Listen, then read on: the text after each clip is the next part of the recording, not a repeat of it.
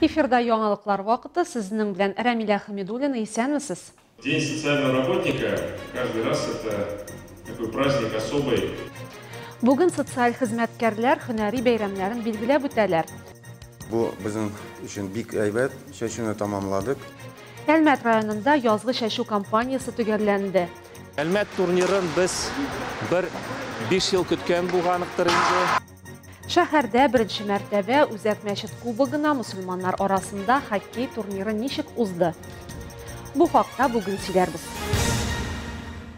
Бүген социаль хезмәткәрләр көне, халыкны социаль яклау өлкәсе хезмәткәрләренең һөнәри бәйрәме. Бу дата Россиядә ел сайын 8 июньдә 2001 елдан башлап билгеләп үтелә. Әлмәтнең социаль хезмәткәрләрен һөнәри бәйрәмнәре белән калабызның яшьләр үзәгендә кутладылар.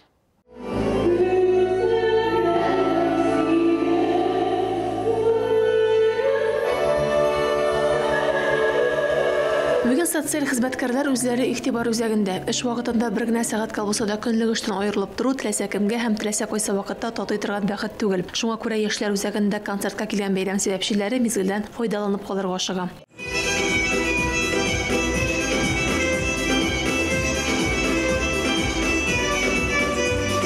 Бүген Әлмәт районында социаль өлкә учреждениеләрендә 200-дән артык кеше хезмәт куя. Алар социаль яклау идарәсе, опека халыкка социаль хезмәт күрсәтү комплекслы үзәге, ветеран инвалидларны терлекләндерү үзәге һәм республика матди ярдәм үзәге хезмәткәрләре. Әлеге структурада эшләүчеләрне бер максат берләштерә: ярдәм итәргә һәм якларга. Социаль яклау идарәсе белгечлекләре 82 төр дәүләт хезмәте күрсәтә. Әлмәт районында яшәүче 75 меңнән артык кеше ай саен төрле түләүләр ала. Һөнәри бәйрәмнәре белән аларны район башлыгы Тимур Дугуманов, ветераннар советы рәисе Владимир Яшанин котлады. День социального работника каждый раз это такой праздник особый, потому что начинаешь очередной раз задумываться. Социаль хезмәткәрләр бәйрәме ул үзгә бәйрәм. Бирегә килгәч, сез көн саен башкара торган эш хакында уйланасың һәм аңлыйсың. Кемдер сез күргәнне тормышында очратмаска да мөмкин. Шуңа күрә бу һөнәргә дә үзгә кешеләр килә. На самом деле, действительно, в социальной работе, наверное, могут себя проявить и остаются в этой профессии.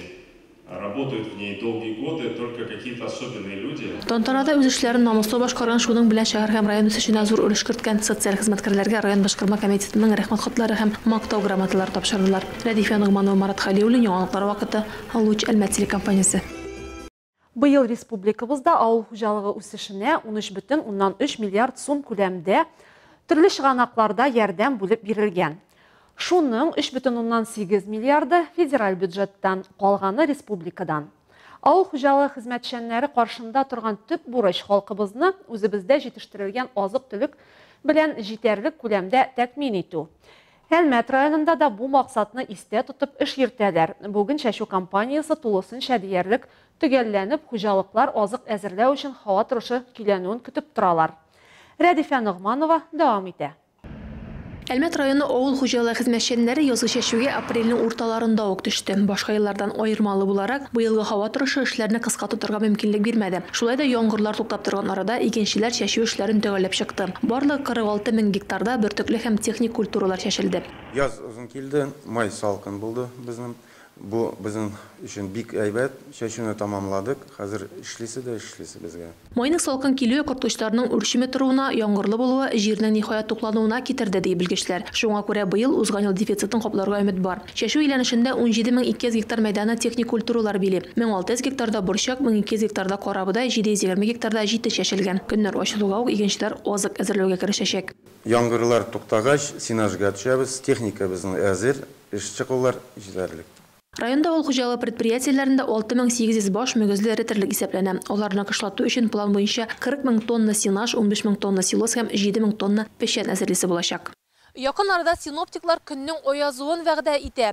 Шушы арада авыл хуҗалыгы хезмәтчәннәренә тиз арада синаж әзерләп калырга кирәк. Мәсәлән, 2000 тонна чимал сыешлы синаж чокырын тутырыр өчен хезмәтчәннәргә 3-4 көн вакыт кирәк булачак. Бу исә үз чиратында аның сыйфатын әйбәт итеп сакларга мөмкинлек бирәчәк. Радифа Нугманова, Марат Халиуллин, яңалыклар вакыты, Луч Әлмәт телекомпаниясе.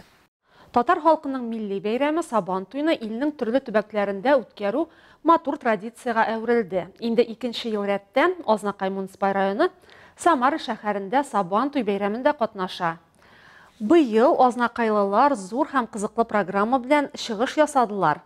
Азнакай чәкчәген төбәк башлыгы Дмитрий Азаров һәм Самара мэры Елена Лапушкинда татып карады.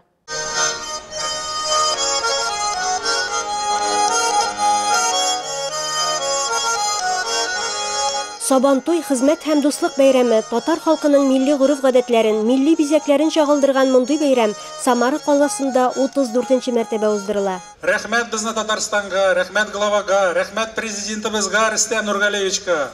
Шәһәрнең Гагарин исемендәге паркында җыелган халыкны Азнакай муниципаль районы башлыгы Марсель Шайдуллин да сәламләп бәйрәм белән котлады. Үзебезнең динебезне, телебезне, гореф-гадәтләребезне без бер кашанда онытырга тиеш түгел һәм үзебезнең яшьләребезне тәрбияләргә тиеш, матур иттереп, дөрес иттереп, һәм инде матур итеп яшәргә язсын. Самара өлкәсе, Татарстан, алар һәр вакыт дус тату яшәделәр, һәр вакыт ярдәмләшеп яшәделәр. Шуңа күрә бергә матур итеп яшәргә язсын. Сабантуйларыбыз мөбарәк булсын. Азнакай һәм Самара арасындагы мондый теләктәшлек Рәсәй һәм Татарстан Республикасы президентларының төбәкләрдә милли гореф-гадәтләрне саклау һәм үстерү турындагы указы нигезендә башкарыла. Бәйрәмнең төп флагын тантаналы рәвештә күтәргәннән соң уеннар, бәйгеләр, милли көрәш башланып китте. Азнакайлылар милли бәйрәмгә үзләренең иң матур биюләрен, иң дәртле җырларын алып килгәннәр.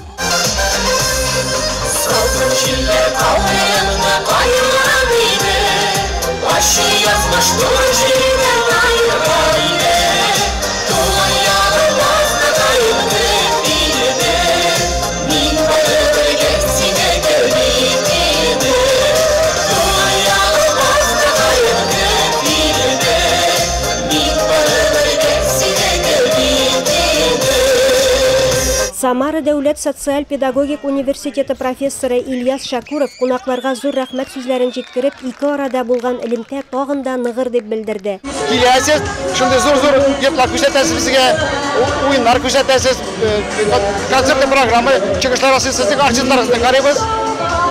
Ничек татарлар, Татарстанда татарча сөйләшкәнне ишеп калабыз.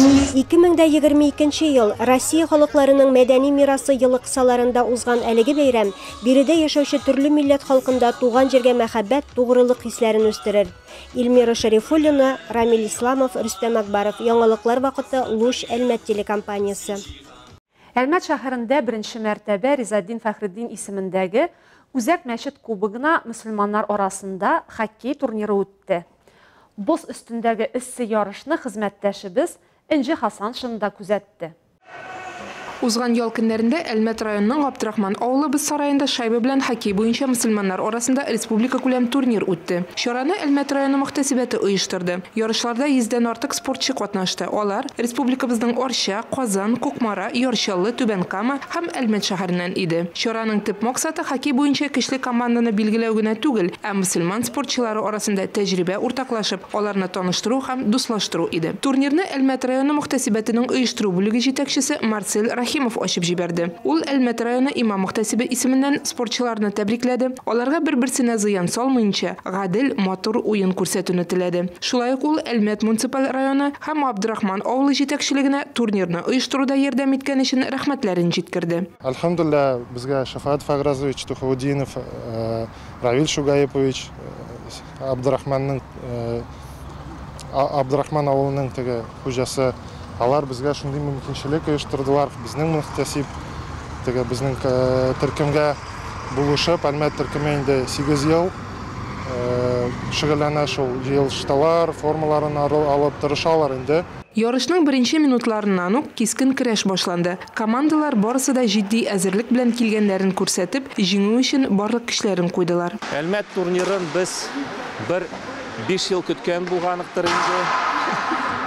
Потому что турнирлар узадыры Түбән-Камада, Кукмарада һәм бер тапкыр Менделеевскида узды. Ну, основном менә шул Кукмара белән Түбән-Камада узадыры. Менә Казан командасынан көтәдерик, менә Әлмәт командасынан көтәдерик. Менә быел Әлмәт командасы капитаннары Марат тырышты, әзерләнде. Ну, уйнарга инде, кардәшләр белән уйнарга. Монда күбрәк инде очрашырга дип киләбез инде без. Күбрәк аралашырга, аның уены инде икенче планда, но әлхәмдулилlah, Аллаһ Тәгалә бирсә инде тырышабыз җиңәргә. Үҗәт ярыш нәтиҗәсендә беренче урынны Яршаллы командасы, икенчене Түбән Кама һәм өченчене Кукмара командасы яулады. Җиңүчеләр һәм призерлар акчалата призларга ия булдылар. Энҗи Хасаншина, Айдар Кабиров, Яңалыклар вакыты, Әлмәт Луч телекомпаниясе. Шуның белән тапшырыбыз ахырына якынлашты. Һәр яңа көн сезгә яхшы яңалыкларны алып килүен теләп, мин Рәмилә Хәмидуллина һәм монтажер Алия Байрамалова сезнең белән сау булашабыз.